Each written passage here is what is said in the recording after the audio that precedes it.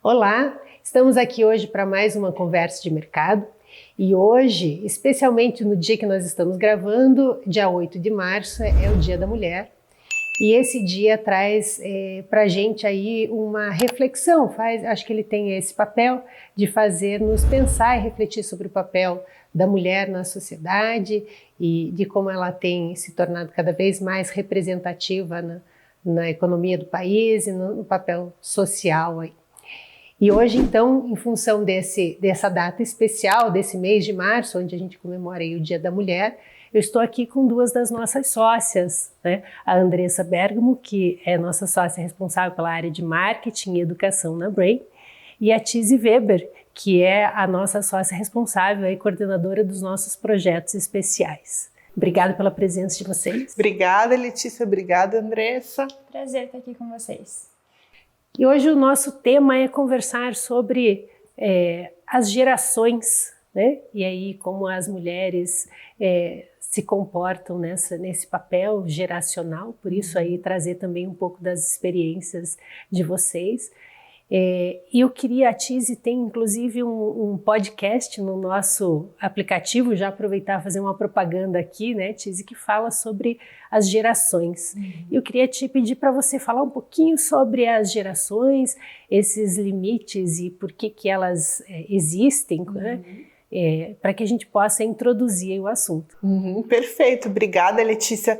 É um assunto que eu gosto bastante de comentar e acho que está bastante em voga, principalmente porque nós estamos observando aí uma nova geração que começa a ter um papel cada vez mais importante, mais relevante na economia, e isso afeta o mercado imobiliário, queira a gente ou não, né, que é a geração Z. Então, cada vez que uma geração passa a ter um poder aquisitivo, isso chama a atenção de, como que essa geração vai se comportar, né? E as gerações, claro que pensando num contexto mais informal, né, nós observamos a minha avó, a minha mãe, o meu filho, né, como geração, mas também nós temos aqueles nomes, né, que são muito comentados dos baby boomers, geração X, millennials, geração Y, agora geração Z, as crianças dos alfas, né? E o que é isso, né? Então, na verdade, isso é um recurso metodológico que é utilizado para nos ajudar a analisar o comportamento e como que determinado grupo, né, determinada faixa etária cresceu. E por que isso faz sentido, né? Existem marcos, contextos culturais, econômicos que acompanham o desenvolvimento daquele grupo etário, e esses marcos eles são tão significativos que moldam comportamentos, moldam formas de pensar, molda como que aquele grupo se comporta ao longo do tempo, né? Claro que estamos falando de um recurso metodológico que, de certa maneira, homogeneiza, né, uniformiza um grupo e para todo grupo existe a sua exceção, mas é um recurso muito valioso que nos ajuda a entender esse comportamento, né? E a cada nova geração, novos comportamentos, novos contextos, e que desperta a nossa curiosidade, nossa atenção para entender como que vai ser daqui para frente, né? Então, o assunto do momento agora é a geração Z, né? Como que essa geração vai se comportar, vai se relacionar com a economia, vai se relacionar com o mercado imobiliário. Então é para isso que serve, assim, né? É um amparo, é uma ajuda para nos ajudar a entender o mundo, e entender o mundo sempre vai ter um impacto muito significativo no mercado imobiliário, porque nós estamos falando da nossa moradia, né, do nosso lar, onde nós passamos a maior parte do nosso tempo. Então, com certeza tem impacto muito significativo nisso também. E a gente, quando separou, quando pensou nessa conversa, né, Andressa, a gente falou assim, nossa, nós vamos ter 3 mulheres conversando e cada uma de uma geração diferente, né? Claro que ali num limiar, né, mas a gente tá aí, você de uma geração, a Tizi de outra e eu de outra. É verdade. E uma coisa que a gente até conversou sobre isso, né, é que existem limiares entre as gerações. Então, apesar da gente ser de 3 gerações diferentes, tanto eu quanto você, Letícia, nascemos bem no limite entre uma geração e outra, né? Então eu nasci no primeiro ano da geração Z, então com um pezinho ali nos milênios, e você nasceu no primeiro ano ali, no ano anterior da geração, no último ano da geração X, né? Então com um pezinho nos millennials também. Então a Tizi trouxe um termo muito legal ali, né? Que isso nos ajuda a entender o comportamento, mas a gente não pode generalizar. Então a gente tem esses casos, né, de pessoas que nascem nesses limites, que vão ter características de ambas gerações, né? Não tem características totalmente da sua geração, porque estão justamente num limite. E mesmo dentro da própria geração, então a Tizi, uma millennial nata ali, nasceu no meio da geração dos millennials, ainda assim tenho certeza que ela tem amigos, tem pessoas da mesma geração que não têm as mesmas características que ela, né? Então acho que com certeza tem outros fatores que influenciam no comportamento, na decisão de compra, em todos esses aspectos que rodeiam aí a compra de um imóvel. Sim, vamos falar disso também, Andressa. Mas eu queria explorar um pouquinho mais essa questão das gerações, né, e da aquisição de imóveis e até trazer um pouco do papel da mulher de novo, né? E assim, alguns dados que a gente viu, né, de quanto a mulher passou a ser mais representativa em relação à participação nas finanças domésticas, né, da casa. Hoje a gente tem 45% dos lares que são comandados por mulheres, né? E a gente tem aí um pouco mais de mulheres, 51% de mulheres e 49% de homens. Quando a gente fala aí numa idade mais próxima dos 30 anos, né, a gente tem essa representatividade feminina ainda aumenta um pouquinho, 52% de mulheres, 48% de homens, né? E aí eu queria falar um pouco disso, nós estamos aqui em 3 mulheres, né? E falar um pouco da experiência da aquisição. Nós 3 aqui compramos imóveis, temos um imóvel próprio, né? Até compartilhando com quem está nos assistindo, e eu queria que vocês comentassem um pouco de como foi essa questão da aquisição do imóvel. Tizi, como que é a sua casa, como que foi esse processo de decisão, como que isso aconteceu? Perfeito. Antes de responder essa pergunta, eu quero aproveitar o teu gancho, que eu acho que é uma informação bem relevante, né, sobre como aumentou a participação das mulheres na economia, na contribuição para a economia do lar, doméstica, né, e fazer um gancho com a questão geracional. Provavelmente para os alfas, né, as crianças de hoje, essa vai ser uma situação muito normal, muito cotidiana, né? Eles crescem dentro desse contexto. Mas para a minha geração, ou até mesmo para a geração X, que viu os pais se comportando de outra maneira, é algo bastante novo, né, inusitado. Então, aí a importância da gente entender e observar como que isso afeta o comportamento dessa geração dali para frente, né? Então esse já é um dado bem interessante, né? Então da participação na economia do lar. A gente falou, né, Tizi, eu falei que 45% dos lares são comandados por mulheres. Esse dado é de 2018. Com certeza aumentou. Com certeza. Mas de 1995, esse percentual era de 25%. Pois se veja. Então, para ver como aí num período de 20 e poucos anos, né, teve uma variação tão grande em relação à participação da mulher, né? Então a gente vê isso no dia a dia e os números trazem de uma maneira mais exata, né, essa influência muito maior. A gente vive num momento de mudança muito acelerado, né? Inclusive, aproveitando para responder a tua segunda pergunta, a decisão de comprar um imóvel, de ter uma casa própria, foi minha, né? Foi muito puxado pelo meu lado, pela minha vontade. Por quê? Agora eu vou falar um pouquinho da questão da exceção, né? Quando falava-se, agora o foco é a geração Z, quando o foco era a geração Y, também falava-se sobre... Puxa, mas será que eles vão querer ter a posse, comprar, né? Um momento de mais desapego? Como que isso vai funcionar?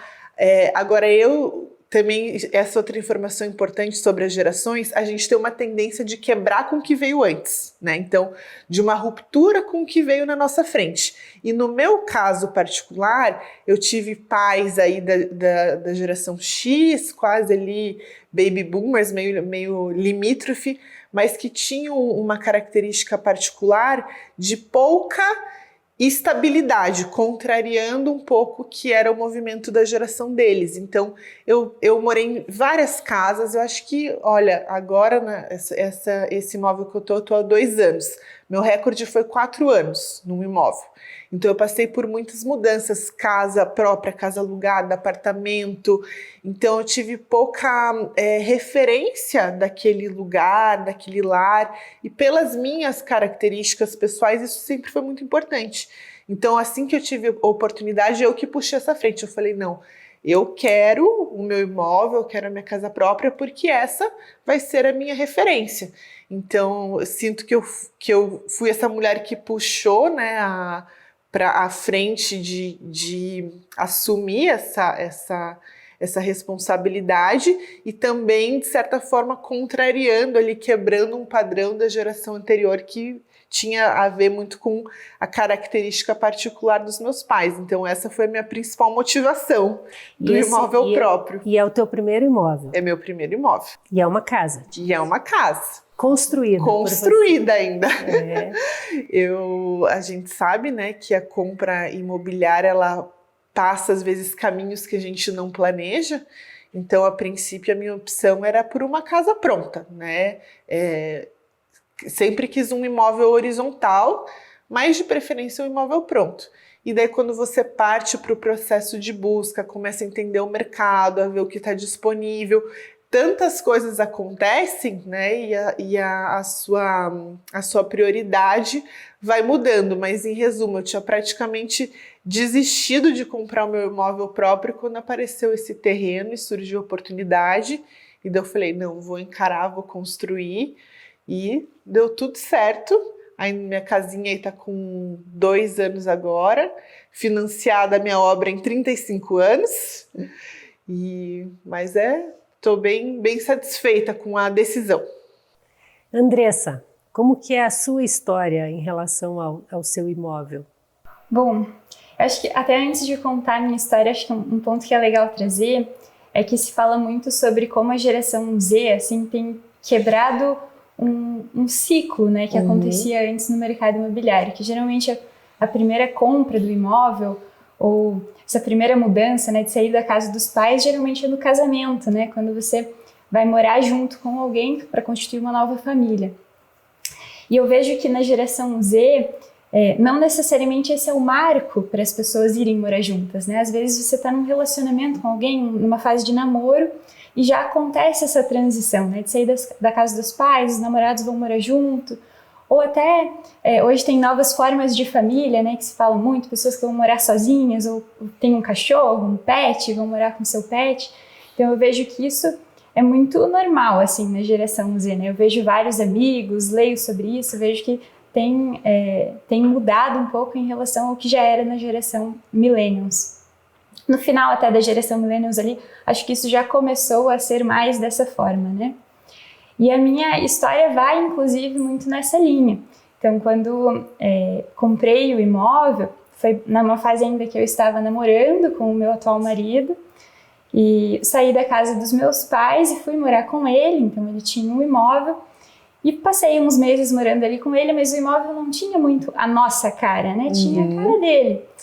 E para mim a casa é um aspecto super importante, né? Eu imagino que não só para mim, mas para muitos brasileiros. Isso é bem comum, Andressa, que você comentou. A pessoa muda e fala, puxa, mas não tem nada a ver comigo, é só ele, né? Ou eu preciso transformar e colocar aqui a minha personalidade, ou vamos buscar um novo espaço juntos, né?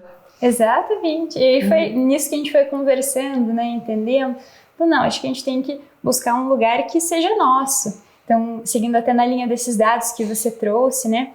A gente tem poderes aquisitivos similares em casa, a gente se conversa muito sobre as decisões, sobre o caminho que a gente quer levar a nossa vida, né? Então, o imóvel não seria diferente, né? Uma decisão importante para ambos. Então, a gente conversou na época e decidiu, não, vamos procurar um imóvel que seja nosso, que tenha a nossa cara, que a gente faça da nossa forma. Então a gente foi atrás e encontrou um imóvel que tinha os aspectos que a gente queria e que é onde a gente mora hoje. É um apartamento também, então no momento que a gente tomou essa decisão, ambos estávamos ainda na faculdade, né? A gente estava concluindo a faculdade, Então a gente saía de casa muito cedo para trabalhar, saía 6 e pouquinho. Ele saía mais cedo, inclusive, e a gente estudava à noite. Então a gente chegava em casa para dormir. A gente chegava em casa 11h30, meia-noite. Então a gente, durante a semana, acabava ficando pouco tempo ali. E aí o apartamento nos trazia esse aspecto de segurança, né? A gente mora num condomínio, então a gente podia sair, deixar a porta aberta, pra gente isso gerava uma tranquilidade. O apartamento é menor, então não tinha tantos afazeres ali do dia a dia para cuidar. Casas grandes geralmente demandam mais. Então esses aspectos influenciaram ali na nossa decisão e é onde a gente mora até hoje, né? A gente não mudou ainda de apartamento, nem foi para uma casa maior, nada assim. Queria compartilhar com vocês também a minha história, né, de compra de imóvel. O primeiro imóvel que eu comprei sozinha. Né? E aí... Temos vários outliers aqui, né? Vocês estão vendo. E aí, assim, eu comprei o meu primeiro apartamento, era um apartamento pequeno, sozinha, e então eu conheci o meu atual marido. E ele foi morar junto, então, e aí realmente tinha isso, sabe, Andressa? Assim, era o meu apartamento e ele foi para lá, né?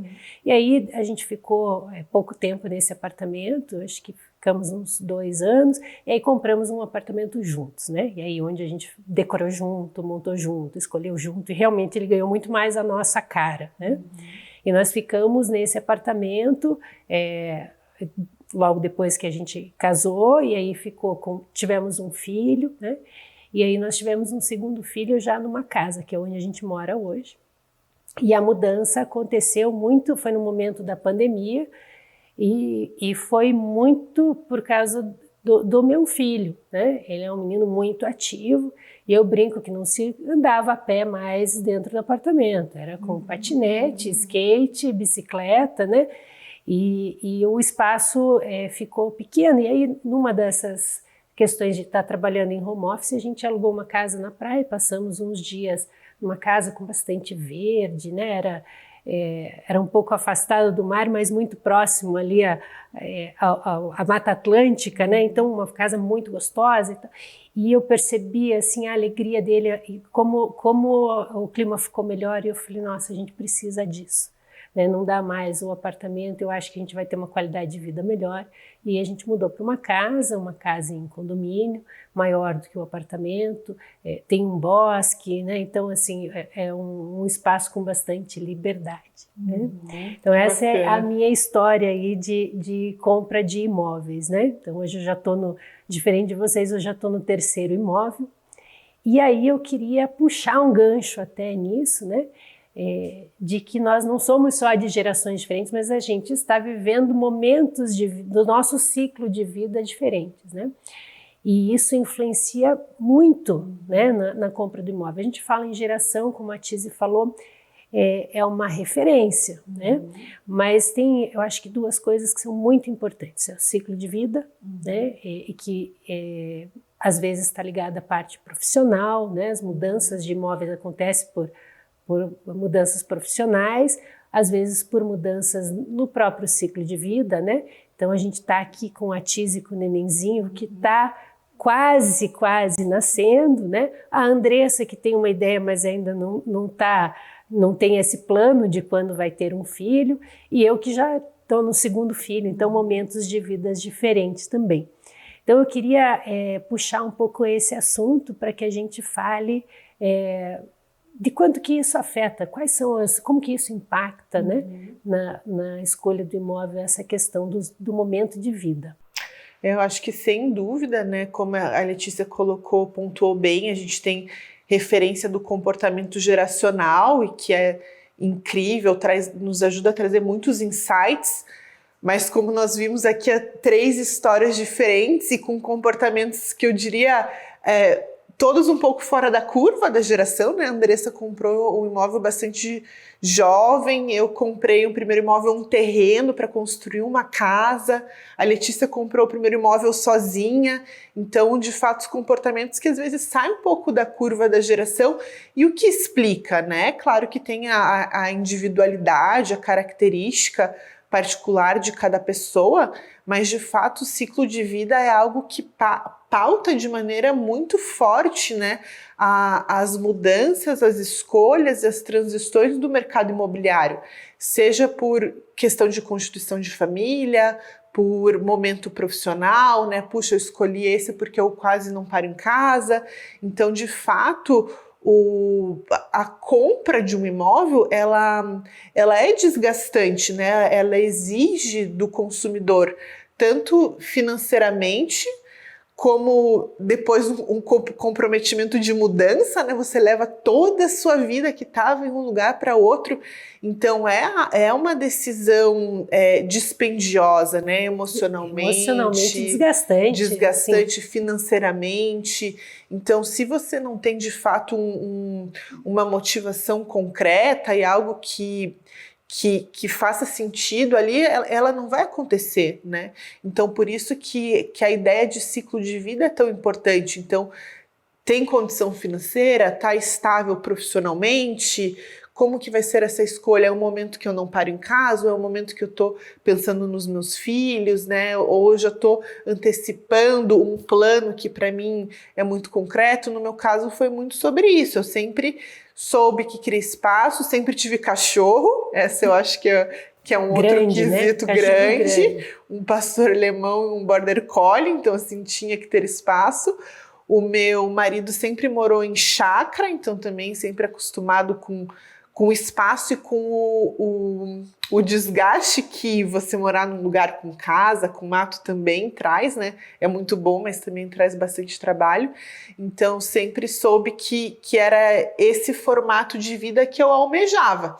Então, mesmo que fiz um pouquinho antes dos filhos, sempre soube que era num ambiente assim que eu queria constituir minha família, sempre soube que sempre ia ter cachorro, que com certeza ia ter pelo menos um filho, então que seria num espaço como esse. Então, no meu caso, planejando uma escolha de vida que de certa forma já estava encaminhada e já estava feita, né? Então, sem dúvida é algo fundamental, assim, e pauta muito a dinâmica do mercado imobiliário como um todo, né? Sim, e é muito nisso que a gente até trabalha na Brain, né, Sem de dúvida. entender o estilo de vida do público para que você está trabalhando, porque a geração, esse entendimento da geração é uma referência, né? Importantíssima, mas é uma referência, né? E precisa entrar mesmo no estilo de vida, no momento do ciclo de vida, né? Isso tem muito a ver com a demanda, né? Então, até ontem eu estava pensando sobre isso. Então, por exemplo, de repente um imóvel destinado para a geração Z, pensando em apartamentos compactos, nós podemos fazer um estudo aqui na Brain, entender que é um comportamento padrão dessa geração e que a gente vai ter uma demanda gigante para esse produto. Então, por exemplo, podemos fazer uma pesquisa quantitativa para confirmar e ver que tranquilamente podemos lançar 200, 300 unidades pensando nessa geração para esse formato. Tem comportamentos geracionais, mas tem públicos para todo tipo de produto, né? A chave é encontrar o lugar com a demanda certa, na proporção certa e com as características de fato de desejo daquele grupo, né? Então, por isso que os estudos imobiliários são tão importantes. Nós temos referências, mas de fato qual que é o olhar aprofundado, né, para aquela situação específica? Aí que entra a importância dos dados, de conversar, de analisar com profundidade, né? Caso a caso, né? Caso a caso. A Tizi falou bastante do estilo de vida, né? Andressa, eu queria que você falasse um pouquinho, porque a gente já conversou antes aqui e você estava falando justamente do momento de vida que você está, né? E que você chegou a buscar um outro apartamento. Enfim, conta pra gente um pouquinho desse momento de vida que você está vivendo e essa relação com o teu imóvel. Conto sim. Então, como você comentou, né, eu cheguei a olhar outros apartamentos e buscar. Quando a gente comprou o imóvel que a gente está hoje, já faz uns 3 para 4 anos, vai fazer, e a gente tinha uma visão diferente na época, foi buscando muito atender as demandas que a gente tinha na época, e agora a gente já pensa mais para frente, né? Então, como você comentou ali anteriormente, a gente conversa sobre ter filhos, não é algo que a gente tem planejado para um futuro tão próximo, mas é uma decisão que a gente sabe que a gente quer ser pais, e que a gente sabe que o apartamento vai ficar pequeno quando a gente tomar essa decisão, né? Além disso, tem alguns outros aspectos no próprio apartamento, né? Então a gente gostava muito da vista e vai subir uma construção, um prédio novo ali que vai cobrir justamente essa vista. Então, é algo que a gente ficou um pouco abalado, pensou, vamos procurar ali outro apartamento, algo que ainda tem uma vista, que é algo que a gente gosta bastante. E a gente começou a buscar e não encontrou nada que nos cativasse, assim, que brilhasse o olho e a gente falasse, é esse que a gente quer. E a gente parou para pensar o porquê disso, né? Porque racionalmente a gente teria todos os motivos para sair dali, buscar um apartamento maior, buscar uma outra localização, mas o aspecto emocional pesou muito para a gente. Então a gente, apesar de estar buscando um outro, a gente gosta muito de onde a gente está, a gente tem um apego ali, a gente criou boas memórias ali, tem esse fator de ser o primeiro imóvel que a gente comprou juntos, que a gente planejou desde o começo como que iam ser as coisas. Então, a gente tem esse apego emocional ao nosso apartamento e a gente não teve ainda um gatilho, né? Talvez esse momento agora vamos ter filhos, agora a gente precisa realmente sair daqui. Então, como a gente não teve ainda esse momento, a nossa decisão foi de continuar lá por enquanto, muito por uma emoção, por um sentimento que a gente tem, não tanto por atributos racionais, né? A gente fala muito aqui sobre, em geral, todo mundo tenta racionalizar, né, os motivos da compra, o que nos leva a uma compra, mas a gente sabe, até por pesquisas isso, que a parte emocional pesa muito numa decisão, né? Então, tanto emoções positivas quanto negativas, seja um orgulho, sentimento de realização, ou o medo, a insegurança, então tem várias emoções que impactam nessa decisão. E no nosso caso, eu diria que a decisão da gente não se mudar no momento foi muito mais emocional do que racional. A gente não conseguiria quantificar, mas tenho certeza que mais do que 50% foi uma decisão emocional. E vale até compartilhar com o pessoal de casa, a gente vai deixar o link aqui na descrição do vídeo, mas a gente tem estudos sobre essas emoções, né? A Tise gravou já alguns vídeos também comentando sobre isso, sobre o peso das emoções na nossa decisão. Sem dúvida, tem um webinar sobre isso, bastante interessante, e de fato a fala da Andressa corrobora muito com os dados e o que traz a literatura sobre esse tema, né? Então, a gente tende a racionalizar para explicar, né? É difícil explicar uma emoção, então a gente traz para o racional para ficar palpável.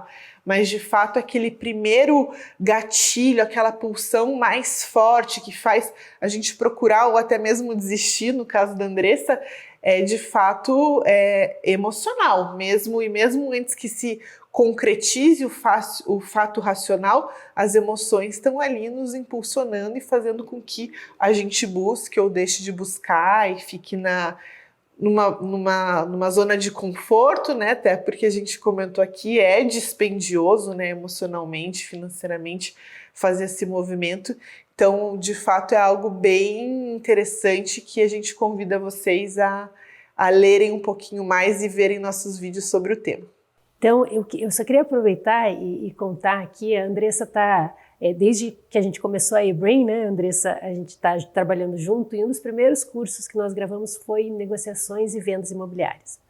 E isso me chamou muita atenção, porque eu não vivia estudando, isso vinha de uma outra área de trabalho, né? E o Marcos Catalian, nosso sócio fundador, ele que faz esse curso, ele fala o seguinte: a compra do imóvel ela é 100% emocional. A decisão é emocional. Aí a gente vai buscar recursos para racionalizar aquela decisão que já está tomada, né? Então aqui você está falando disso, então provavelmente para você comprar um outro imóvel também vai ser uma decisão emocional pelo imóvel, né? E impulsionado sim pelo momento de vida, impulsionado sim pelo estilo de vida, como a gente também falou aqui, e também pela situação socioeconômica, né, que você vive, né? Então, no local próximo onde você já convive, onde tem família, onde tem os amigos, né? E dentro das condições financeiras que você tem, né?